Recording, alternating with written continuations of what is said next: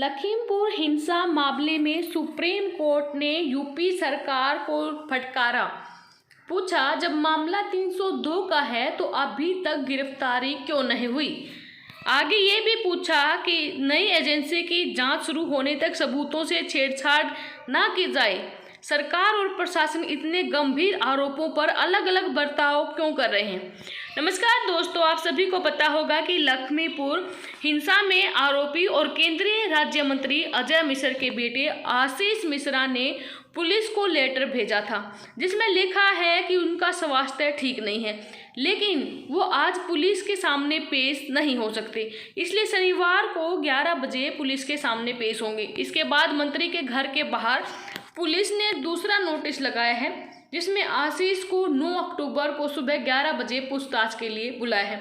इससे पहले गुरुवार को पुलिस ने मंत्री के घर के बाहर नोटिस चस्पा किया था, जिसमें शुक्रवार सुबह 10 बजे आशीष को क्राइम ब्रांच में बुलाया था।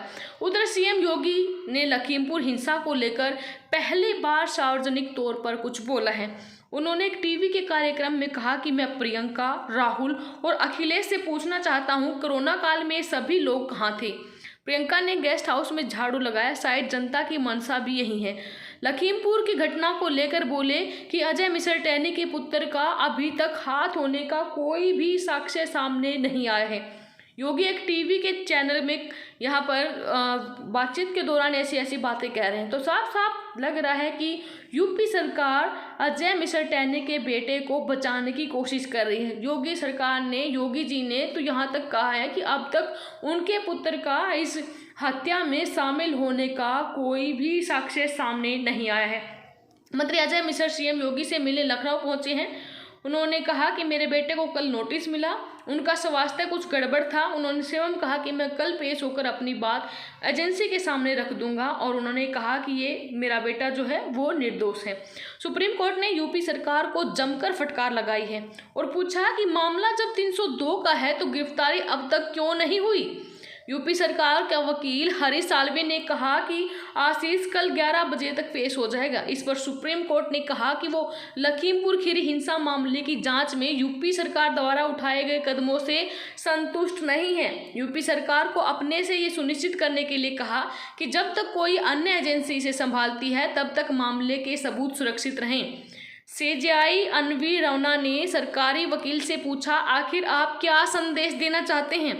302 के मामले में पुलिस सामान्य तौर पर क्या करती है, सीधा गिरफ्तार ही करते हैं ना। अभियुक्त जो भी हो, कानून को अपना काम करना चाहिए।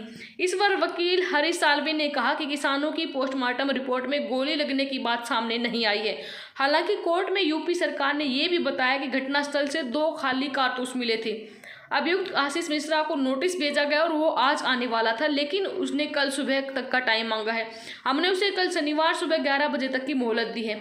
सीजीआई ने पूछा कि जिम्मेदार सरकार और प्रशासन इतने गंभीर आरोपों पर अलग अलग बर्ताव क्यों कर रहे हैं। वहीं लखीमपुर मामले पर अब दशहरे की छुट्टियों के बाद ही सुनवाई होगी।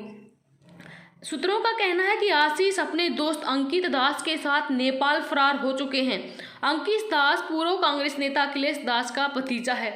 पुलिस दोनों की तलाश में जुटी है। पुलिस की जांच में पहली लोकेशन नेपाल की है, जबकि आज सुबह की लोकेशन उत्तराखंड के बाजपुरा की बताई जा रही है।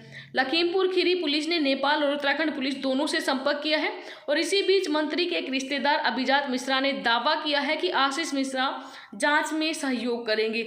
लेकिन सूत्रों के हवाले से कुछ और ही खबर आई है। सूत्रों के हवाले से खबर आ रही है कि आशीष मिश्रा जो है वो फरार हो चुके हैं। अब यूपी सरकार की बात करें तो सुप्रीम कोर्ट में आज यूपी सरकार इस मामले की स्टेटस रिपोर्ट दाखिल कर रही है। गुरुवार को सुनवाई के दौरान सीजीआई अन्वी रमना की बेंच ने रिपोर्ट तलब की थी। कोर्ट ने पूछा था कि आशीष मिश्रा की गिरफ्तारी हुई है या फिर नहीं, और आज सुप्रीम कोर्ट ने यहाँ पर यूपी सरकार से कहा है और पुलिस को भी फटकार लगाई है कि 302 का मतलब क्या होता है। 302 का मतलब होता है गिरफ्तारी, लेकिन अभी तक गिरफ्तारी क्यों नहीं हुई। प्रशासन और सरकार दोनों अलग अलग बर्ताव क्यों कर रहे हैं। तो साफ साफ आप सभी को पता चल गया होगा कि कोर्ट इस मामले में सख्त है, लेकिन सरकार कहीं ना कहीं मंत्री और उनके बेटे को बचाने के लिए लगी हुई है। अब देखना ये है कि कल जब कोर्ट में पेश होंगे या फिर नहीं होंगे मंत्री के बेटे, तब सरकार क्या नया हथकंडा अपनाएगी।